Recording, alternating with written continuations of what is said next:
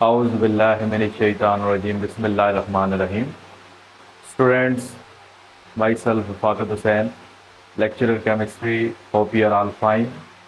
अच्छा स्टूडेंट्स, आज जो टॉपिक हम डिस्कस करना जा रहे हैं उसमें हम जो बातें डिस्कस करेंगे, एक एटॉमिक नंबर के बारे में, दूसरा मैस नंबर या न्यूक्लियन नंबर क्या होता है, तीसरा किसी न्यूट्रल एटम या फिर कोई भी अगर एक आयन है तो उसमें इलेक्ट्रॉन, प्रोटॉन और न्यूट्रॉन किस तरह से फाइंड आउट करते हैं, और लास्ट पे एक चीज़ मैं आपको बताऊंगा कि एवरेज एटॉमिक मैस और मैस नंबर में क्या डिफरेंस होता है। स्टूडेंट्स, सबसे पहले हम इसको डिफाइन करेंगे। देखिए, एटॉमिक नंबर क्या चीज़ है, इसको Z से रिप्रेजेंट करते हैं। डिफाइन कैसे करते हैं? The number of protons present in nucleus of an atom. देखिए, किसी एटम के अंदर डिफरेंट जो सब एटॉमिक पार्टिकल्स हैं, फंडामेंटल पार्टिकल हैं, उनमें एक इलेक्ट्रॉन है, दूसरा प्रोटॉन है और तीसरा पार्टिकल उसमें न्यूट्रॉन है। तो किसी भी एटम के न्यूक्लियस के अंदर जितने नंबर ऑफ प्रोटॉन्स हैं उसको हम एटॉमिक नंबर कहते हैं। जिस तरह अगर आप देखें, ये कुछ एलिमेंट्स यहाँ पे, मैग्नीशियम का एटॉमिक नंबर 12 है। इट मीन्स कि जो मैग्नीशियम का न्यूक्लियस है इट कंटेन्स 12 प्रोटॉन। इसी तरह सोडियम का जो एटॉमिक नंबर है वो 11 है। तो सोडियम के एटम के अंदर 11 प्रोटॉन्स हैं। तो नंबर ऑफ प्रोटॉन्स जो कि किसी भी एटम के न्यूक्लियस में प्रेजेंट होते हैं उसको हम क्या नाम देते हैं? It is called atomic number. या आप ये कह सकते हैं कि किसी भी एलिमेंट की जो आइडेंटिटी है वो बेसिकली उसका एटॉमिक नंबर है। हर एलिमेंट का एक फिक्स एटॉमिक नंबर है जो कभी भी चेंज नहीं हो सकता। इसी के साथ एक दूसरी डेफिनेशन है जिसको हम कहते हैं मैस नंबर का नाम देते हैं। देखिए, मैस नंबर को डिफाइन किस तरह से करते हैं? Total number of protons plus neutrons present in nucleus of an atom, it is called mass number. तो मैस नंबर को हम कैसे डिफाइन करेंगे कि किसी भी एटम के अंदर प्रोटॉन प्लस न्यूट्रॉन, उसको हम मैस नंबर का नाम देते हैं। अगर सिर्फ प्रोटॉन्स हैं तो वो एटॉमिक नंबर है, अगर उसमें न्यूट्रॉन्स को ऐड कर दें तो उसे हम क्या कहेंगे? मैस नंबर का नाम देंगे। और इस मैस नंबर को हम किससे डिनोट करते हैं? कैपिटल ए के साथ। अब देखें, ये आपके पास कुछ एग्जांपल्स हैं। एक्स कोई भी एक एलिमेंट है उसका सिंबल आप कह लें। जिस तरह मैग्नीशियम का सिंबल Mg है, सोडियम का जो सिंबल है वो Na इसमें है, और इसमें ये जो हमारे पास Z यहाँ पे लिखा हुआ है ये एटॉमिक नंबर है, और A जो है ये मैस नंबर है। लाजमी नहीं कि एटॉमिक नंबर हमेशा नीचे हो, मैस नंबर हमेशा ऊपर हो। आपने ये याद रखना है कि जो वैल्यू कम होगी ना वो एटॉमिक नंबर है, और जो ज्यादा होगी वो मैस नंबर होगा, because atomic number is only number of proton, और जो मैस नंबर है उसमें प्रोटॉन्स भी हैं और फिर न्यूट्रॉन्स भी हैं। देखिए, इसके बाद मैग्नीशियम है एटॉमिक नंबर 12, मैस नंबर 24।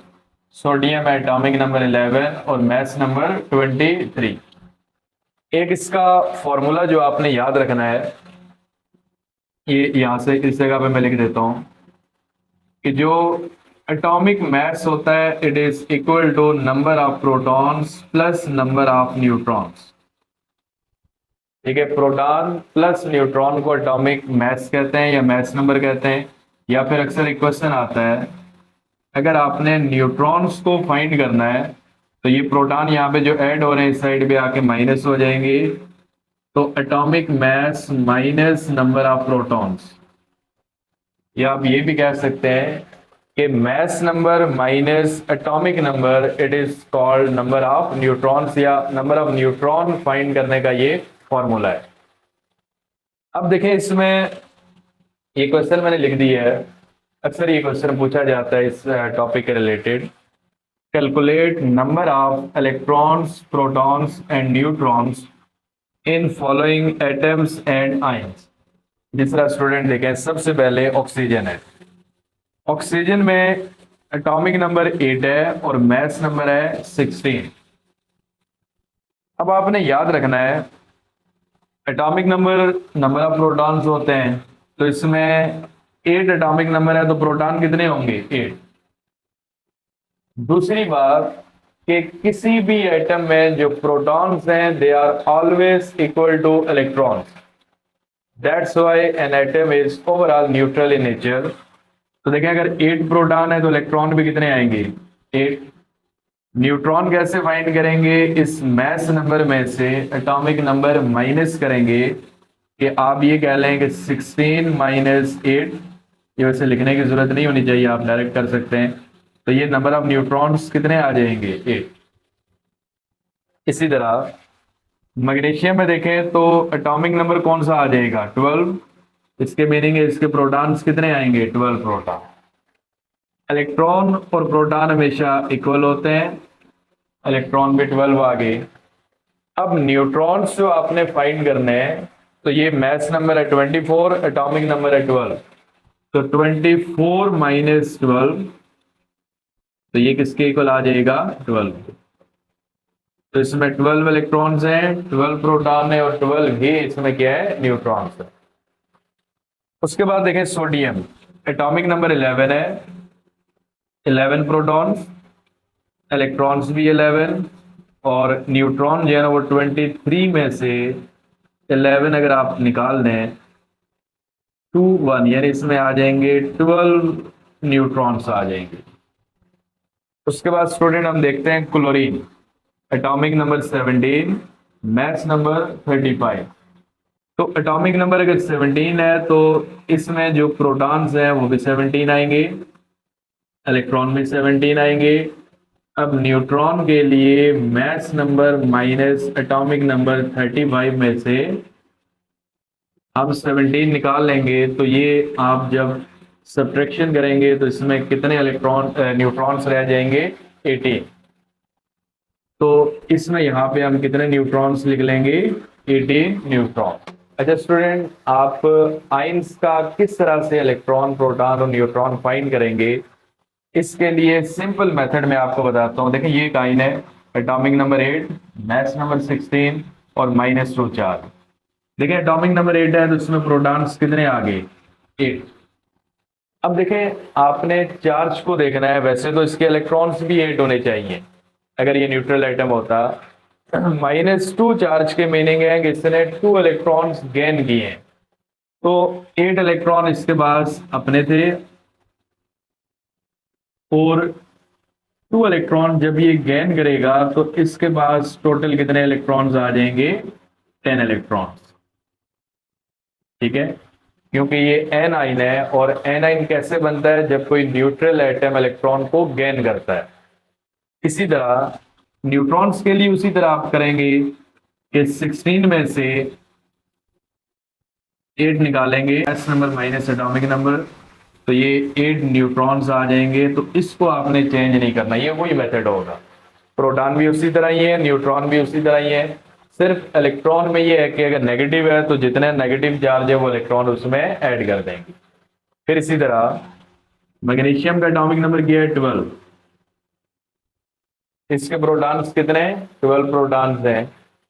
अब इलेक्ट्रॉन्स भी 12 होने चाहिए फॉर न्यूट्रल एटम। अब इसका +2 चार्ज है, +2 चार्ज के मीनिंग है कि ये कैटाइन है, इसने 2 इलेक्ट्रॉन लूज किए हैं, तो हम यहां से 2 इलेक्ट्रॉन को माइनस कर देंगे, तो कितने इलेक्ट्रॉन इसमें रह जाएंगे? 10 इलेक्ट्रॉन्स। ठीक है, और न्यूट्रॉन फाइंड करने का सेम फॉर्मूला कि एटॉमिक नंबर इसका, बल्कि मास नंबर है 24 माइनस एटॉमिक नंबर 12, तो इसमें जो न्यूट्रॉन्स हैं वो कितने आ जाएंगे? 12 न्यूट्रॉन। तो स्टूडेंट इस मेथड से हम न्यूट्रल एटम्स और आइंस के इलेक्ट्रॉन, प्रोटॉन और न्यूट्रॉन को फाइंड आउट कर सकते हैं। इसके बाद स्टूडेंट एक सेकंड क्वेश्चन मैं आपसे डिस्कस करता हूं, what is difference between mass number and average atomic mass. देखिए ये टर्म अक्सर स्टूडेंट कंफ्यूज कर देते हैं। Mass number is something different और जो एवरेज एटॉमिक मास है वो एक डिफरेंट चीज़ है। मैं थोड़ा सा आपको ब्रीफली बता देता हूँ कि प्रोटॉन प्लस न्यूट्रॉन जो है उसको हम मास नंबर कहते हैं। अब अगर एक एलिमेंट के 2, 3, 4, 5 जितने भी आइसोटोप्स हैं, उन सारे आइसोटोप का जो एवरेज एटॉमिक मास है उसको हम क्या नाम देते हैं? एवरेज एटॉमिक मास या फ्रैक्शनल एटॉमिक मास भी आप उसको कहते हैं।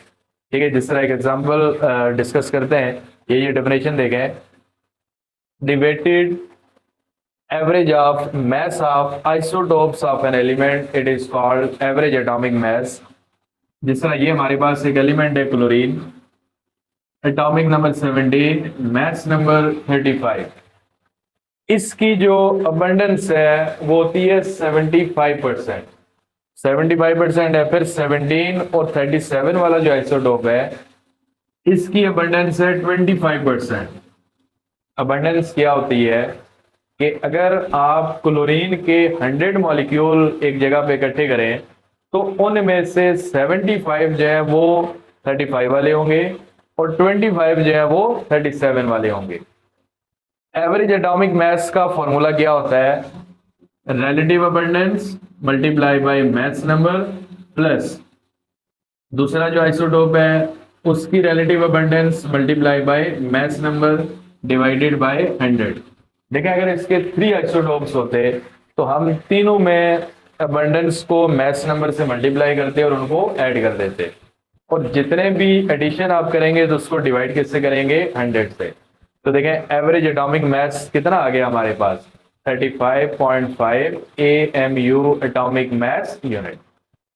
तो स्टूडेंट्स, आज जो टॉपिक्स हमने डिस्कस किए हैं, सबसे पहले एटॉमिक नंबर हमने डिस्कस किया कि नंबर ऑफ प्रोटॉन्स होते हैं, फिर mass number proton plus neutron, या इसका एक दूसरा नाम होता है न्यूक्लियन नंबर भी इसको कहते हैं। फिर कैसे एटम्स के अंदर या आइंस के अंदर इलेक्ट्रॉन, प्रोटॉन और न्यूट्रॉन आप फाइंड करते हैं। इसके अलावा एवरेज एटॉमिक मास और मास नंबर में क्या डिफरेंस होता है, ये पार्ट्स हमने डिस्कस किए। कोई भी चीज़ अगर आपको क्लियर नहीं है तो आप कमेंट बॉक्स में क्वेश्चन पूछ सकते हैं, तो इंशाल्लाह आपको आंसर किया जाएगा।